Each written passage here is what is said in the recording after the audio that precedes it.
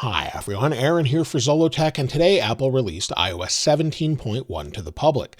iOS 17.1 is available around the world at the same time for everyone on the iPhone XS, XS Max, all the way up to the iPhone 15 Pro and 15 Pro Max. Now there's a bunch of new features, changes, bug fixes, and more, and if you want to jump to anything specifically that you care about, be sure to check out the chapters in the description. Now, along with this, Apple also released iPadOS 17.1 along with watchOS 10.1 and many other updates as well. Now, this update does have a modem update in it, so if you're updating from iOS 17.0.3 or earlier, you'll have a modem update, which should help with overall connectivity. As far as new features, well, there's a bunch to talk about, and the first thing has to do with a fix for your text tones and ringtones. Apple actually added the ability to have new text tones and ringtones in iOS 17 under Sound and Haptics in your settings. However, that removed a bunch of the options for custom ringtones and text tones. They've now added that option back so that you can actually customize any of those or add any of your purchased ones. If we go into text tones, you'll see here it says Tone Store, download all purchase tones, and you'll have the option for your own as well. So if you've customized any, they'll be available here. Additionally, it sounds as though they've actually raised the volume on some of these tones, which is great. So we'll tap on a couple here. This one's Rattle. Let me turn it up a little bit. Then Rebound, maybe Milestone, Slide, and more. So they seem to be a little bit louder than they were before, which is great. Now, Apple also updated some things in music. In fact, if we go into music and we go into our library and maybe we just go to an artist, we'll just pick one randomly here. We'll scroll down and maybe we'll go to this one here. We'll go to this artist, and then if we tap the three dots in the upper right, we have a new option to favorite the artist. We can also favorite a song as well. So tap the three dots next to a song, you can favorite that particular song. And then we can actually go into our library, go under our playlists, and in the upper right, we have an option for this little three-line menu here, and it allows us to see our favorited playlists or our songs or albums. So that's something that's new where we could see all before, or we could see just favorited. So they've added that option, and you may have already received a little update here with this when you go into it for the first time where it says what's new in Apple Music. It'll say more to favorites, suggested songs and playlists. I'll show you that in just a moment, as well as something else as well. So if we go into, let's go back to our playlists here, maybe we'll scroll down and we'll find one of my playlists. So we'll just go to this untitled one here, tap the three dots in the upper right, tap on Edit, and under Edit, we now have options to customize the album art, either with the one that it comes with, that it suggests, or maybe something else with a couple different designs. So there's some with little waveforms here, and just some different designs altogether, or we can use our own photo for our customized playlist. Additionally, if we cancel that and scroll down, scroll to the bottom, you'll now see song suggestions. So we have song suggestions underneath our playlist of things that it thinks you might like that are similar to what you're already listening to. So you've got featured artists below that, but then your song suggestions. So that's something they've updated with iOS 17.1. Now with iOS 17, Apple added the ability to bring two phones close together to activate AirDrop. If we go under our settings under General and then AirDrop, you'll see we have a new option here that says Out of Range, where it says Use Cellular Data. This is actually a feature Apple announced with iOS 17, but now it's actually launching with a 17.1. You'll see it says Continue to send and receive content when Wi-Fi is not available during AirDrop. So maybe you want to send someone a photo or maybe a larger file or a set of photos, and you don't have time to stay nearby. You can now walk away as long as this is enabled, and it will continue sending over the internet. So maybe you want to go and send a photo, like I said, or video or something else, just bring it nearby, or you can just AirDrop traditionally, and as you walk away, it will continue to send. So that's something that seems to work pretty well now, and again, works over the internet with this update. Now, if you have your phone on a dock at night or just plugged in and it's in landscape mode, you'll have this new standby option. However, with iOS 17.1, there's some new options for this. So if we unlock our phone, go to Settings, then go down to Standby here, you'll see that we have some options. So under Standby, we have some new options for display. Under Display, you now have the option to turn off the display automatically after 20 seconds or never. Never is available on always-on display iPhones. So iPhone 14 Pro, 14 Pro Max, 15 Pro, and 15 Pro Max. And it will actually keep the display on as long as you want it to. Maybe turn it off as needed, but if it's on automatically, you'll have additional options for such as motion to wake. But if you turn it to never, it just will never shut off when it's in standby mode. So it's really nice if you want to use it as a clock at night or something else. If you're customizing a wallpaper, and maybe you customize that and you zoom in a little bit, before it would have the option to extend it here with wallpaper extended. Now, however, that's actually an option below where we can extend the wallpaper or not extend it. So that's something that's been updated with just a nice little quick option there that wasn't there before to let you know what's going on. Also within wallpaper, if we add a new one, under the photo shuffle option, we now have the option to add our own album. So we can select our own album, whether that's favorites or something else, and then add that to our photo shuffle on our lock screen or home screen. So that's something that makes it a little bit more customized to you. Within podcasts, if you subscribe to Apple News Plus, you'll now see your top shows there, where you'll have your news today and other things that you listen to regularly. Also, if we go into our library, go to Downloaded, and maybe go to one of our different podcasts that's already downloaded, swipe to the left, and we now have a Remove Download option that's been updated. So a couple changes in podcasts with iOS 17.1. Apple's also updated shortcuts. So if we go into shortcuts and maybe we have an action where we have a folder, and with that folder action, if we press and hold, since I have it set to the action button, you'll see that I have 8 total actions here that I can use for shortcuts. This has been updated where they actually removed the show folder button, so it just allows us to have more in our view. If you use Apple Wallet, there's some updates in it that allow you to connect with different banks or different credit cards to get more information. In the United States, they've added the ability to connect with Discover Card to connect to your wallet and then see a comprehensive view of your finances when you connect it. So you can actually see your account balance. Of course, they have to access your account details and more, but you can see your full balance in all your transactions. You don't have to use this, but it gives you an option now. Also within the Wallet app, Apple officially launched Apple Pay Later. This allows you to pay later for different things you're purchasing. You'll see it says pay for purchases in 4 interest-free payments every 2 weeks, available online and in apps where Apple Pay is accepted.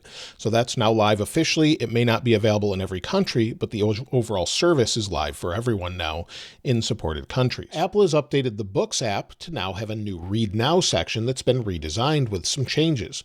So we have Read Now instead of Reading Now. We also have Continue, where you can see any of the books you're already reading. You have Top Picks, Want to Read, For You, Current Bestsellers, and more.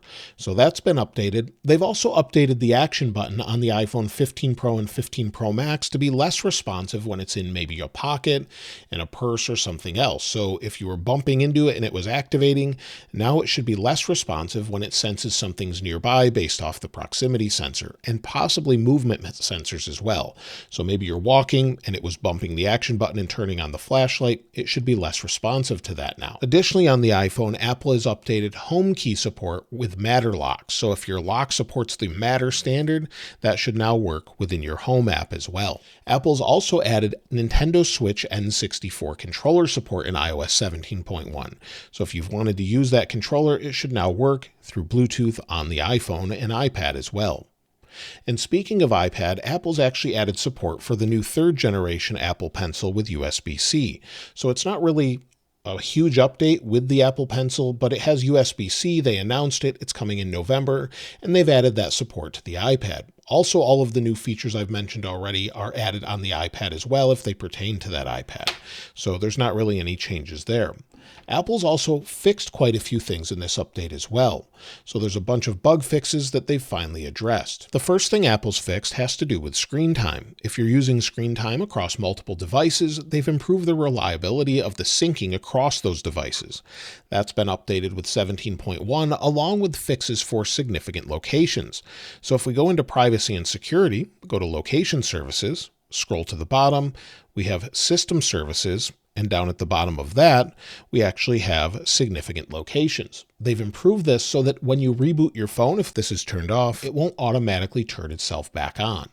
So that's been fixed in this update. They've also fixed an issue where incoming callers may not appear when you're receiving a call. So maybe sometimes you're on a call, it won't show you the name of that person and rather just the number. They've fixed that in this update.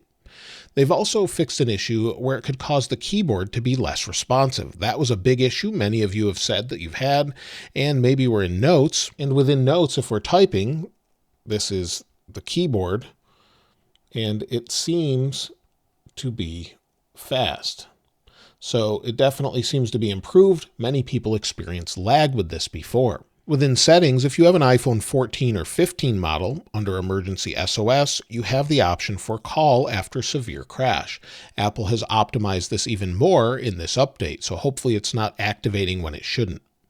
They've also fixed an issue where it could cause display image persistence, or basically ghosting or burn-in. Many people thought they had burn-in problems, iPhone 15s included, and I thought this was related to something else, and it turns out that it was fixed with software. So Apple's updated that in this update, and it's now resolved. They've also updated an issue where when you swipe down and then maybe swipe to the next page and do that again, it was very laggy and very slow. That's now fixed in this update. This update also fixes an issue in France where the iPhone 12 models were giving off more RF radiation than they're allowed to based off of what regulations are there. Apple specifically states iOS 17.1 includes an update for iPhone 12 for users in France to accommodate this specific test protocol that requires reduced power when off-body on a static surface. So maybe when you're setting down your phone, it was above the power that they allow for RF. So that's been resolved in this update. Also, there was an issue that Apple hasn't said whether or not they've fixed, and that's with your phone rebooting at night when it's not supposed to, when it's charging. Many people are experiencing this, causing them to miss alarms and other things as they have to re-unlock their phone, and it was just causing issues altogether. So let me know if this has resolved it for you. Hopefully it does, but Apple hasn't mentioned anything about it. Additionally, there were Wi-Fi issues with iOS 17. Hopefully this fixes it. iOS 17.1 seems to have fixed it, but again, Apple hasn't mentioned anything about it. As far as the security updates, if we go to Apple's security release update page, it takes a little while for them to update any recently released version. So right now, you may see this, or you may already see iOS 17.1 in here, but sometimes it can take a couple hours. Sometimes it can take a couple days to have everything filled out as far as what they've resolved. But I'll link this in the description if you want to check it out and see what they've updated when they finally update this release website. Now, as far as overall performance, it definitely seems to be nice and fast, whether that's on older devices or newer devices, and the overall heat of the device is nice and cool. In fact, the phone is super cool to the touch. It feels like cold metal, and let me show you with a thermal camera. With the thermal camera, you can see at the hottest point, we're at about 84.5 to 85 degrees Fahrenheit. So it's staying nice and cool to the touch. It's great. It's been much better on iOS 17.1, and iOS 17.0.3 was supposed to fix the heating issues. It seems to be even better in iOS 17.1 from my experience. As far as overall battery life, let's go ahead and first go into our settings, then we'll go to General and About, where we can check our cycle count on the 15 Pro Max. And you'll see we currently have 24 cycles, and that's just bringing the battery up to 100% and fully discharging it, or any combination in between. Maybe 80% one day, 20% the next. Recharging it those amounts and draining it those amounts brings it up to 100%, and that gives you one full cycle. If we go into battery health and charging, we're at 100%, as I would expect, with only 20 plus cycles there. And as far as battery life, I don't think this graph is very accurate right now. If we take a look at yesterday, we had 8 hours and 26 minutes of screen active time, 1 hour and 57 minutes of screen idle time. However, I don't think I used it that long, and at the end of the day, I had about 30% of my battery life left. That part is accurate where I had 30% left, but I definitely did not use it for 8 hours. And you'll see Safari is still taking a lot of power, and I barely used it if we go into show activity. I only used it for 3 minutes. So there's definitely something going on here where I don't think this is terribly accurate. Based off these numbers, they look great, but I definitely didn't use it for 10 hours a couple days ago either. Now, as far as anything new, well, Apple actually introduced a new Apple event that's coming out on Monday. It's called Scary Fast, and it's a Mac event. I talked about it in a separate video. You can see it on their Apple events page here, and we're expecting some Macs and more. So basically, you'll see this little icon here turn into the Finder icon, and We're probably going to get M3 Max, maybe even AirPods Max as well, but we'll have to wait and see. But this is a late night event that takes place at 8 p.m. Eastern Time or 5 p.m. Pacific, which is something I don't recall seeing really ever since I've been covering Apple. So a late night event on 10/30 or October 30th. As far as future releases, well, iOS 17.2 Beta 1 could be as soon as this week or next. I'm thinking it's going to be next week, probably after the event or the day after that maybe, where we'll see iOS 17.2 Beta 1. Then we'll move on to 17.3 and then future updates. We know Apple's already testing iOS 17.4, so we'll probably see that closer to next year at that point. But 17.2 Beta 1 could be very soon. Usually Apple releases them the following day after a public release or the following week. So we'll see those betas soon, and hopefully we'll get that journal app finally. Now, if you're wondering if you should install iOS 17.1, well, if you're on 17.0.3, I don't see any reason not to. Most people in the regular updates that I do on the weekend say that they're having better performance, better experiences overall, better battery life. They seem to have really ironed out a lot of problems. In fact, many people think 17.1 is really what iOS 17 should have been, and a lot of people don't update until the first 0.1 update. So I would say it's safe to update at this point. That's everything so far with iOS 17.1. Lots of nice changes, lots of little updates here and there, and the refinement we really should have had with iOS 17 seems to be in this update. So hopefully it's much more stable for most people. That's what we're seeing in general from most people that have been using the betas. Let me know your experience in the comments below. I'd love to hear from you there, and I'll link this wallpaper in the description like I normally do. If you haven't subscribed already though, please subscribe, and if you enjoyed the video, please give it a like. As always, thanks for watching. This is Aaron. I'll see you next time.